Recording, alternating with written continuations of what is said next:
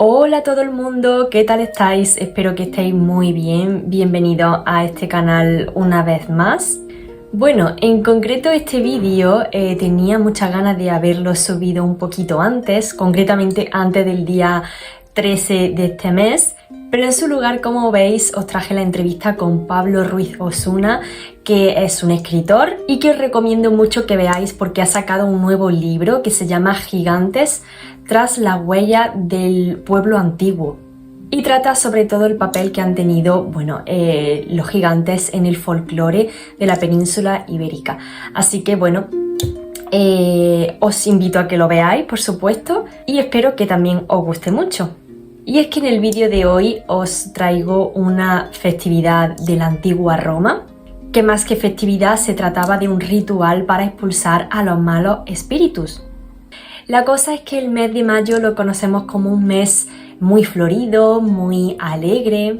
Y de hecho ahora en esta época es cuando en Andalucía o en algunas otras áreas de España seguramente están celebrando romerías y fiestas en honor a la Virgen.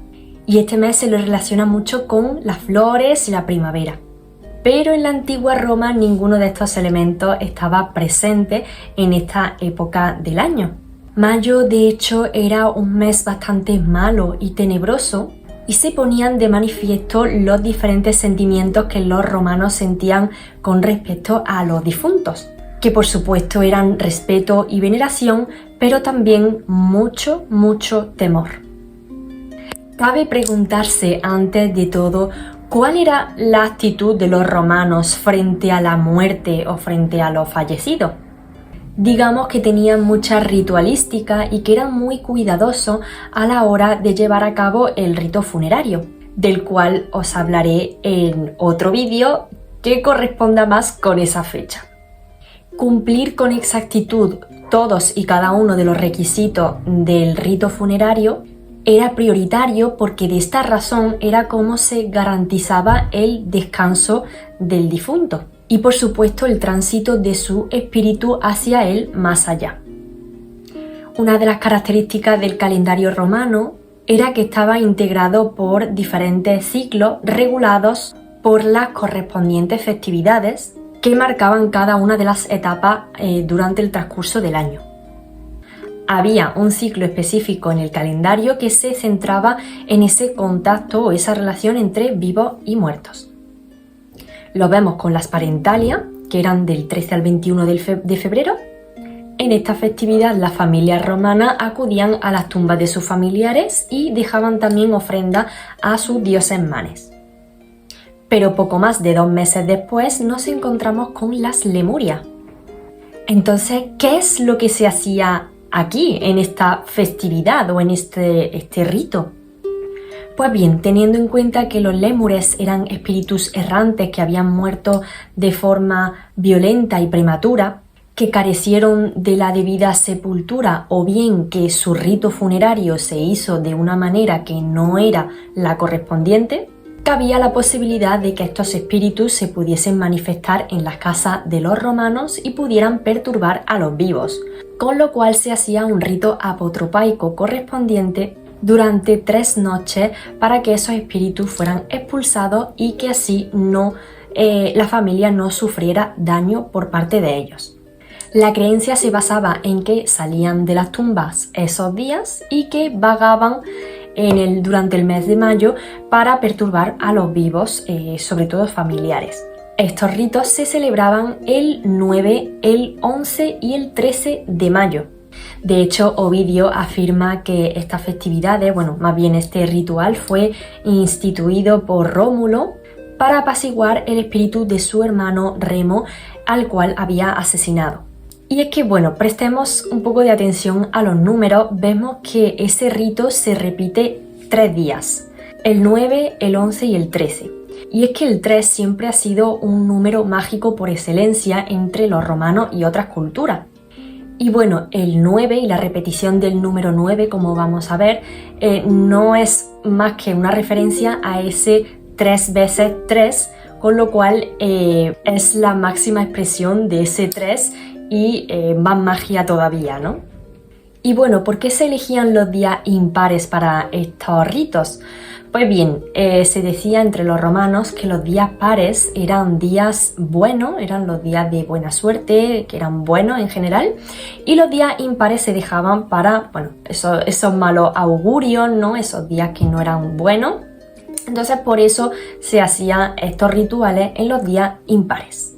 En este periodo, en esos 3 días de Lemuria, se decía que no podía haber o no debería haber ningún tipo de celebración y sobre todo ninguna boda.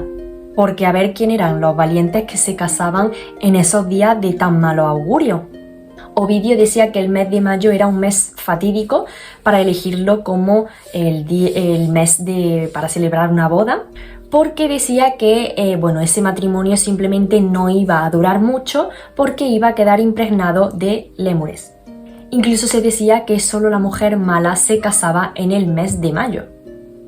También observamos que la palabra mayo viene de la palabra maius, con lo cual se indica que este mes estaba dedicado a los mayores o más bien a los antepasados que ya habían fallecido y que protegían a la familia y al hogar. Esta relación con los antepasados junto con el culto a los difuntos y a la familia era fundamental en la antigua Roma para no enfadarles, para tenerles contentos y para que trajeran abundancia al hogar. Pero se decía que si a esos espíritus no se los escuchaba o no se les atendía de la manera adecuada, podrían acechar a los vivos. Para hacer que estos malos espíritus se marcharan, se llevaba a cabo un ritual de manera privada en el hogar, que era el siguiente según nos describe Ovidio. Cuenta Ovidio que cada una de las 3 noches el pater familia se levantaba a la medianoche de los días 9, 11 y 13. Era él quien hacía el ritual, puesto que era el encargado de la protección del hogar y de la familia. Por tanto, se le consideraba como ese elemento vinculante entre los espíritus familiares y el resto de la familia. Si no se realizaba bien el ritual, se podrían sufrir las consecuencias. El pater familias iba descalzo para estar en contacto con el suelo y sin ataduras. Así se levanta de la cama, atravesando toda la casa para protegerse de los espíritus antes de llevar a cabo el ritual. El pater familia debía ir protegido, con lo cual formaba con su mano un gesto apotropaico, el gesto de la higa, para evitar encontrarse con algún lemur hasta el comienzo del ritual. Cuando llega al larario se encuentra con un receptáculo con agua. La purificación es fundamental, por tanto, antes de realizar el ritual debe lavarse las manos. Dentro de un cuenco de cerámica se encontraban 9 habas negras que se le entregaba a los lémures. Y bueno, os preguntaréis el por qué las habas. Resulta que las almas de los difuntos lo que hacían era recoger esas habas que actuaban como un alimento sustitutivo de esas almas de los vivos. Como no podían alimentarse del alma de los vivos, pues básicamente se tenían que conformar con alimentarse de esas habas. Una vez las cogía tenía que caminar sin mirar atrás porque se decía que cuando se dejaba de hacer el gesto de la higa para lavarse las manos, se creía que los lémures estaban justo detrás. Así comenzaba a lanzar las habas hacia atrás caminando de espaldas y nunca mirando atrás. De esta manera las lanzaba mientras repetía: «Lanzo estas habas y con ellas me salvo a mí y a mi familia». Esto lo decía 9 veces y sin mirar atrás. A continuación volvía a lavarse las manos con agua y hacía resonar objetos de bronce. Se creía que hacer resonar objetos de bronce favorecía el remover a los espíritus. Y repetía la siguiente frase otras 9 veces: «Salid de aquí, espíritus». Cuando acababa el ritual, el pater familias debía darse la vuelta y mirar atrás, y si todo ha salido bien, los espíritus habrían desaparecido. Pero si había salido mal, los lémures se quedarían con las almas de su familia y con la de él mismo. Después de ese momento, si todo había salido bien, regresaba a su cama. Este ritual, aunque lo podáis ver como algo simple, realmente no era así. Poneros en perspectiva. Para los romanos, que ya sabemos que era una sociedad que vivía con los ciclos de la naturaleza, ¿no? Y que, vivían durante el día y al caer la noche, pues ya no había más vida. Simplemente, pues se metían en sus casas, iban a dormir y bueno, tenían ese ciclo circadiano, ¿no? ¿Qué pasa? Que para estas sociedades, ¿no? La noche pues siempre evocaba más a ese misterio, a los espíritus, a ese contacto con el otro lado, ¿no?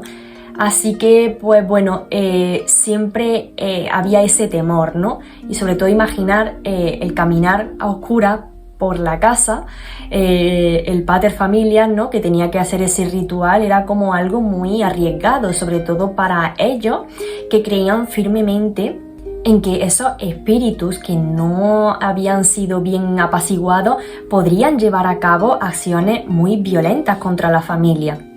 Con lo cual imaginar el miedo que podía tener esa persona antes y después del rito. Imaginaros que el rito tampoco sale bien, o sea que bueno, tenía que ser algo que le daría muchísimo miedo y que bueno, tuvo que ser algo complicado, ¿no? En aquella época. Según algunas fuentes se dice que este rito ya comenzó a caer en desuso, desapareció a partir de los siglos II y III. Algo que se puede observar también con respecto a estas dos festividades, ¿no? La parentalia que comentábamos al principio del vídeo y las Lemuria. La verdad es que las dos encuentro dos principales diferencias, y una es que en la parentalia, por ejemplo, se acudía a ir a visitar a esos difuntos, ¿no? Se les rendía homenaje, se les visitaba sus tumbas, mientras que en la Lemuria eran ellos, y sobre todo esos malos espíritus, en ese énfasis en malos espíritus, que eran ellos los que visitaban a los vivos. Y se puede observar también que en las parentalias, pues esa ritualística de visitar a los difuntos y demás era algo más de carácter público, mientras que estas lemuralias tenían más bien lugar en el hogar y en la intimidad, ¿no? Ese rito en el hogar, más bien llevado a cabo por el pater familias en solitario. Así como curiosidad, el escritor alemán Johann Wolfgang von Goethe se inspiró en los lémures romanos para convertirlo en su obra Faustos en esclavos de Mefistófeles. Mefistófeles era un diablo subordinado de Satanás, cuya misión era capturar el alma de los seres humanos. Y bueno, espero que os haya gustado mucho el vídeo. Os voy a dejar una recomendación, y es un canal que se llama Antigua Roma al Día. Y bueno, este chico del canal ha sacado un libro que se llama Un año en la Antigua Roma, donde habla acerca de muchas festividades, ¿no? De la Antigua Roma y demás. Así que bueno, pues os dejo la recomendación por si os interesa este tipo de temas. Y como ya digo, espero que os haya gustado mucho el vídeo, y bueno, no dudéis en apoyarme, en darle a me gusta al vídeo, a suscribiros al canal, seguirme en mis redes sociales, Eira Lundberg en Instagram. Así que pues bueno, espero que tengáis muy buen fin de semana y hasta pronto.